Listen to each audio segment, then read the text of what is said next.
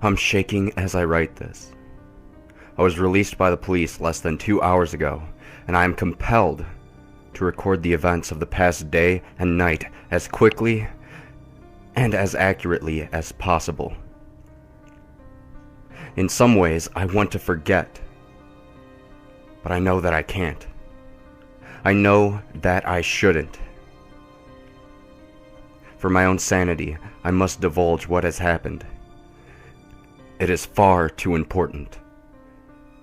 Should I ever allow myself to be swayed by the mechanical, rational nature of the world once again, these words should serve to remind me that what is unseen is both mysterious and frightening. After Mary left, I knew that I had lost her forever, but rather than be consumed by depression and inaction, I was invigorated by one purpose, by one thought, by one idea that I knew I had to carry out. I had to destroy that thing, for I could not allow the chance that it may one day hurt my loved ones or desecrate the innocence of another child. I also knew that I faced death, but feeling that I had already lost everything, that was a small price to pay. It is said that revenge is a dish best served cold, but having waited my entire adult life to be rid of this thing, its memory, and the shadow that it had cast upon me, I met the proposition of killing this fiend, this corrupt and perverted force, with a smile on my face. That night it would be dead, even if I had to drag it to hell with me. Busying myself for the next few hours, I packed a bag and wrote a letter to Mary and my family, explaining what had happened, and that they weren't to blame. I phoned my mother and father, then my brother, just to hear their voices one last time. But I did not let on that I thought I may never speak to them again. My mother's intuition led her to ask if everything was all right. I smiled and told her that I loved her before reluctantly saying goodbye.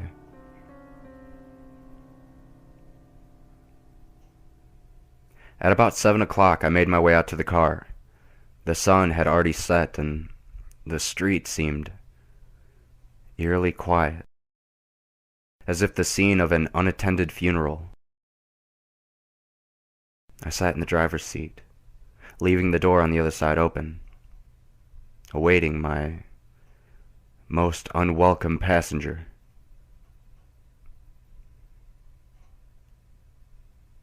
By 9 o'clock, nothing out of the ordinary had occurred. The place remained deserted, and the cold night air flowing through the open door was beginning to bite. As I sat there, contemplation echoed through my mind. I ruminated on the nature of this cadaverous parasite. One question rose out of a sea of thoughts, towering above all else, unmoving and continuous. Can you kill something which is already dead?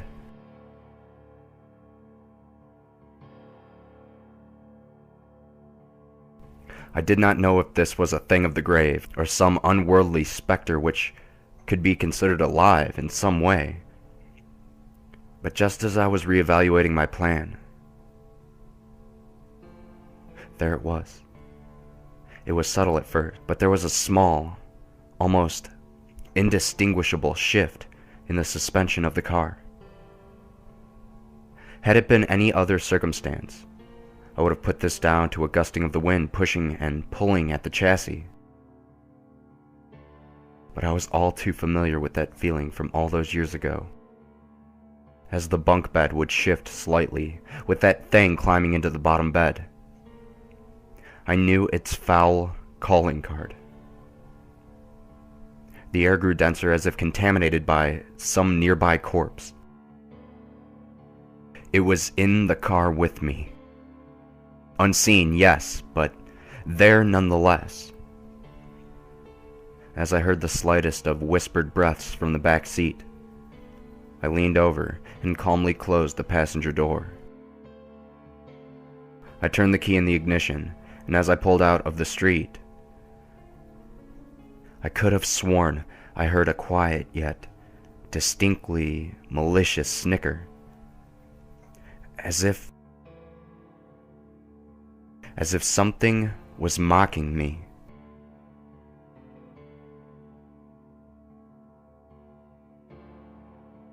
Did it know what I had planned for it?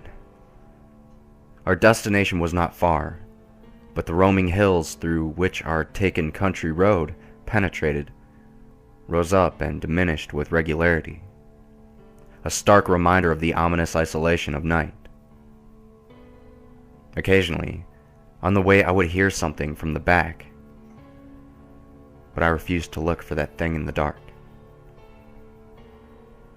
Patience. It would not be long before I would confront it. The irony hit me. I was worried about scaring off the same thing which had terrified and tortured me as a child. I had to be resilient, and drove so carefully and calmly through the countryside, swamped by darkness, hoping that my unearthly passenger would not suspect me.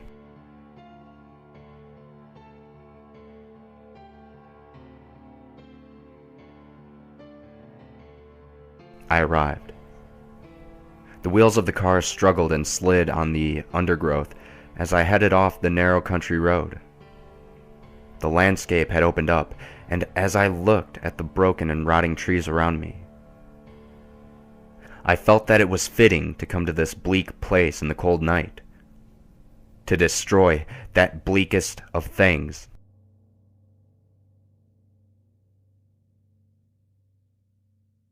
The land suddenly came to an abrupt end.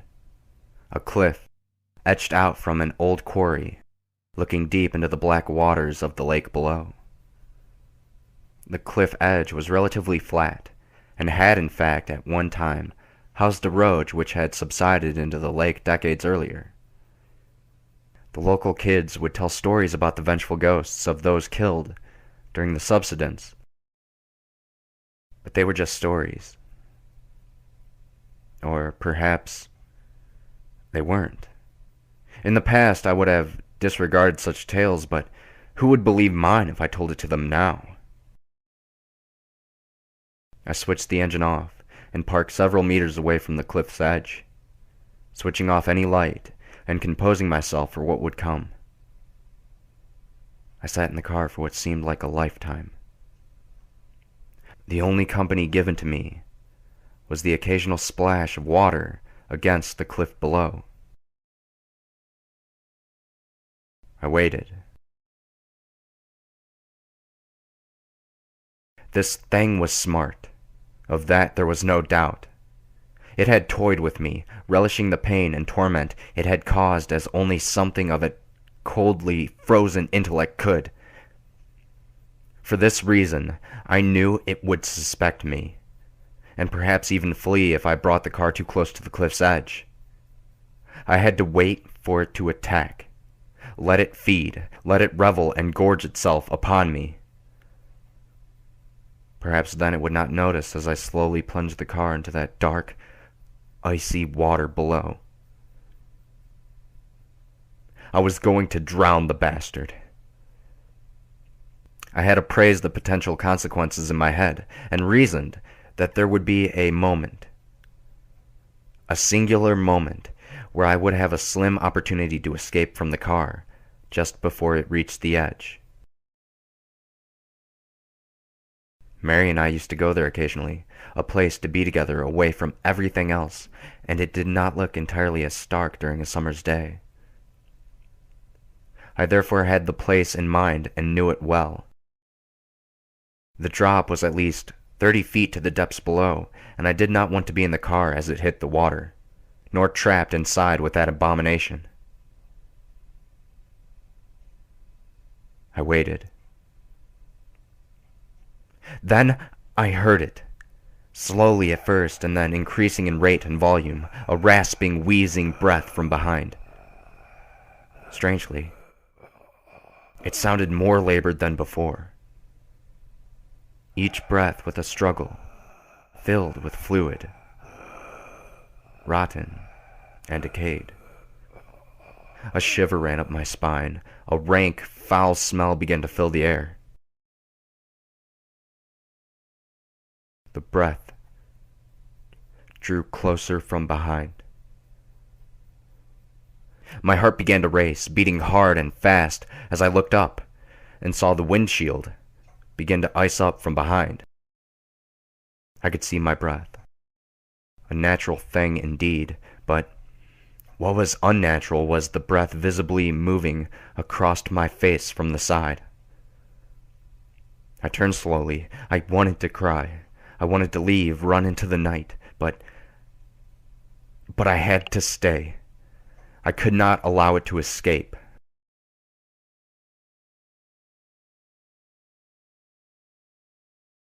It was sitting in the passenger seat. I was staring at it, and it at me. Hunched over, covered by darkness, contorted, gaunt hands seized as if fighting rigor mortis, it slowly moved towards me. One bony leg cracked and groaned as it slid over my lap and onto the other side. Oh God, it was sitting on me. It pulled itself in, close to me, and through a shard of light provided by the moon, I saw its face. Skin hung from its jagged features, glassy eyes stared deep into me as its grin spread up throughout its face, unnaturally wide as the result of its half-rotten flesh, exposing the rotten muscles, broken teeth, and sinews of its rancid smile beneath. Pulling closer, it opened its mouth, revealing a wet and putrid tongue, which could be seen through part of its missing jaw. Wheezing, breathing heavily, a foul stench which stung my eyes and filled my mouth, elicited a response from me as I retched, my body attempting to expel its poisonous fumes. And as I did so, it stopped for a moment, and then cackled to itself. Happy, content, staring into its icy cold eyes, it gave the impression of an afflicted and increasingly weak old man. It was still incredibly strong, but it seemed as though it had lost some of its potency. Perhaps leaving that elongated room had somehow affected it. Its long, protruding fingers caressed my face, and then, as a show of intent, it stuck one of them deep into my shoulder. I screamed as it bent and twisted inside of me. The rotting thing moved its finger to cause the maximum amount of damage and pain that it could. And as it did so, its other hand slid down against my body. It was touching me. It was time. With my free arm, I turned on the ignition, and though my shoulder was still pinned to the seat, I managed to fight through the pain, put the car into gear, and took off as fast as I could. The creature flailed and screamed. It attempted to climb over me to the back seat, but I held on with all of my strength. The thoughts of what it did to Mary was enough to fuel my rage. We raced towards the edge of the cliff, and I eyed the driver's door frantically. As we neared our icy plunge, I screamed in anger at its festering, rancid face and pushed it off of me. It scrambled into the back seat for dear life as I scrambled for mine by unlocking the car door. It was too late. The car careened over the cliff face, and before I knew it, we hit the dark water, splitting the black glass-like surface with a tremendous force. I should have died then, but an airbag took the brunt of my impact, although I still managed to scrape my head across the doorframe. Dazed, I looked around. The sound that I heard coming from that thing was malformed yet familiar.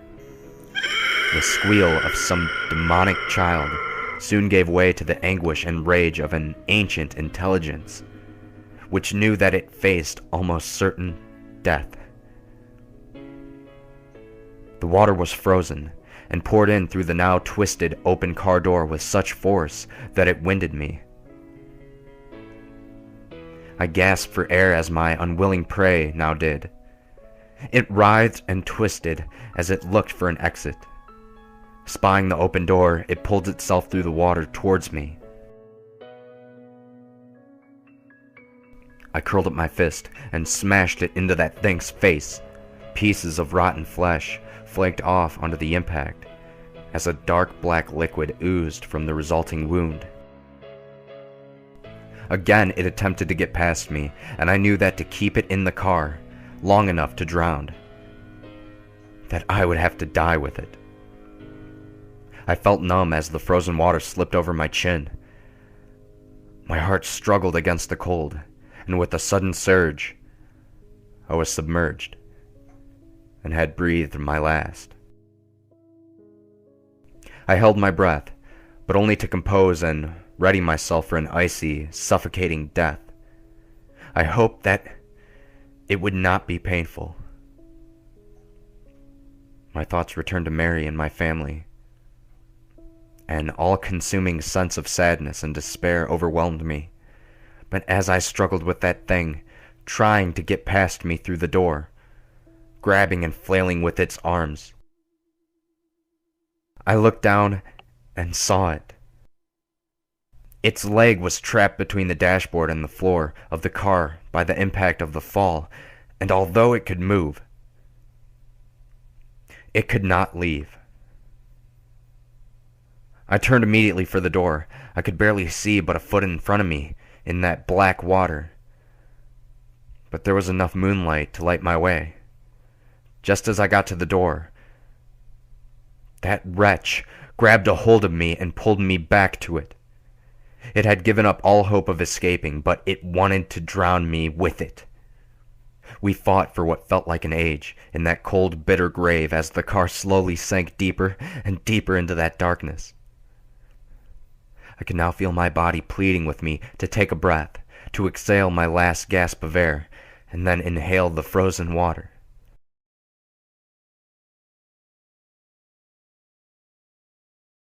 I'm happy to say that I used my wits to get out of such a horrible fate. Orientating my body, I pushed my feet against the dashboard with enough force to at last escape its slippery grasp. I do not remember much else, bar the anguished and hate-filled scream that my tormentor let out as I left it to die at the bottom of that icy lake.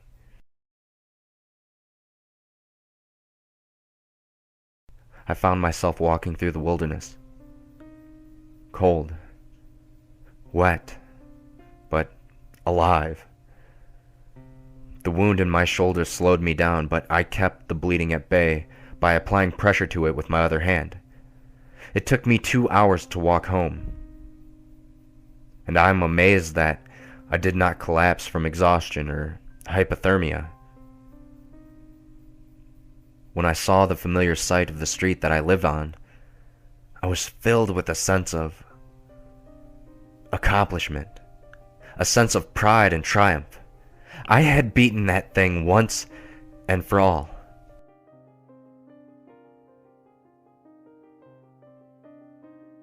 That is until I went inside my house and found a trail of large, wet footprints leading from the front door to my bed.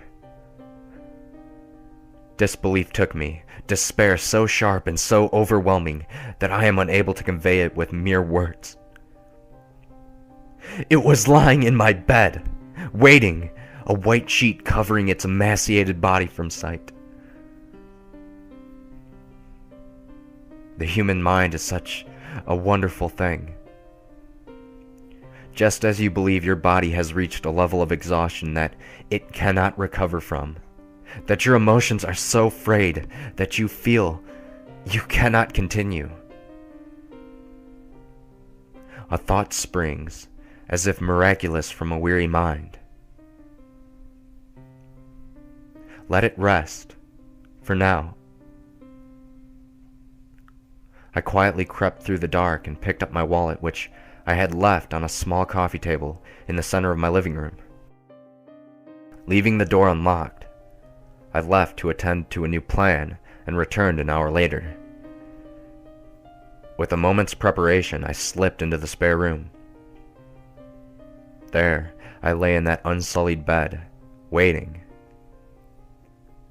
I was sure that this was the end game, that instead of toying with me, it would just come for the kill. How it had escaped that watery grave I did not know, but I would be damned if it would escape again. I could only hope that it would not sense me from the other room. I closed my eyes, pretending to be sound asleep. Time lumbered onwards, and as though I fought it, exhaustion finally took me, sending me into a deep slumber. I awoke with its hands around my neck. It coughed and sputtered on top of me, a rancid black liquid dropping on my face as it oozed from its facial wounds. I struggled, gasping for air and hoping that I had the strength in me to escape its grasp. But it was too strong and my hands could not grip it with any sense of conviction, as it seemed to be dripping wet from its plunge into the lake. It may not have seemed rational at the time, but as my vision dimmed and the last light of consciousness extinguished within me, I did as so many animals do in their last moments. I played dead, lying motionless, holding my breath. It shook me violently by the neck and then released me. I waited for a moment, my chance to destroy this thing. Its labored breathing relaxed slightly and seemed to stare at me almost quizzically. I waited still for a shift of weight, which might have let me throw it to the ground. Leaning down close to me, its wide, crumbling sneer puckered, gathering its putrid saliva in its mouth and in what was left of its cheeks. It then showed utter contempt for the living and the dead. It spat its festering fluid onto my face, the remnants dripping down onto me through a hole in its jaw. I wanted to scream, to do anything to remove such a vile smear on my skin. But I dared not move. The time was not right. Leaning in closer, it prodded and scratched at the wound in my shoulder, the pain shearing through my body. With all my resistance, I remained motionless. Then it slowly and patiently slid two of its long, distended fingers into my mouth. The taste was overwhelming, rancid, rotten, dead. The arthritic clicking of its knuckles shook my resolve. As it arched its back in glee, it suddenly pushed its fingers deep into my throat. I gagged, an instinctive reaction. Instead of being shocked, a garbled laugh emanated through its broken teeth. As it thrust its finger deeper into my mouth, I felt its cold, hard flesh scraping against the inside of my throat, pleading without words for it to stop. In our darkest of moments, we sometimes find our true strength. I rolled to my side using its weight against it, and finally managed to break free. I fell onto the floor, its long reach grasping at my feet. I kicked and screamed, and at last was free. It stared at me only for a moment. Rising on top of the bed, its brittle bones cracking under its own force, it now towered tall and gaunt, ready to pounce. Since I was a child, I had been a victim. It had terrorized me, taken my innocence, attacked Mary, and broken my life. I would not stand for it anymore. Sometimes the most dangerous prey is the one who can outthink you, the one that lulls you into a false sense of dominance or superiority, the one who has conquered any fear of you with a sense of anger and betrayal. It had fallen into my trap. One conceived by logic, reason, and an understanding of all the world through the eyes of a scientific mind. Fire cleanses all.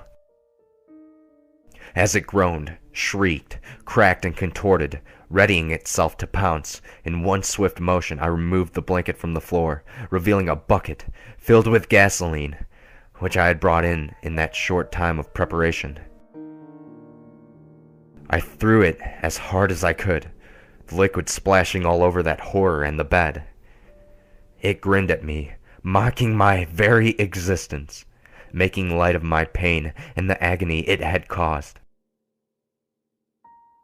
From my pocket, I pulled out a lighter, lit it, and threw it onto that wretched thing. It writhed and screamed in agony, parts of its flesh crumbling away, searing into nothing in front of my very eyes.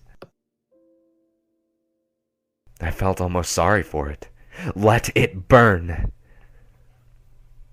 The fire got out of hand. Thankfully, a neighbor heard the screams and saw the smoke, calling the fire department. I remember nothing of how I escaped. I spent several hours in the hospital being treated for light smoke inhalation and painful burns to my hands. It still hurts as I type, but as with many superficial wounds, they will heal. Perhaps there will be a few scars, but I can live with that. The police arrested me shortly afterwards, believing me a murderer. They suspected that I killed someone in that fire and find it entirely suspicious that I have a deep wound in my shoulder and scratches all over my body. I've been told not to stray far in case they wish to ask me further questions. But they can ask away. I doubt they'll believe my answers. They found no remains nor any evidence that someone else was there, bar a strange outline of a figure etched deep into the bed and the wall. It looked as though whatever had been there attempted an escape, but I do not think it accomplished this. A weight has now been lifted from my shoulders, one which I now realize was always there, since I was a child, in fact. I believe that thing had an effect on me, even from distance. And now that it's gone, I feel whole again.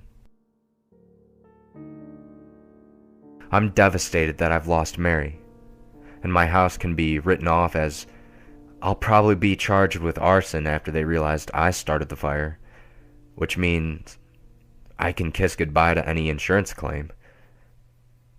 My hands ache, as does my shoulder, but my spirit does not.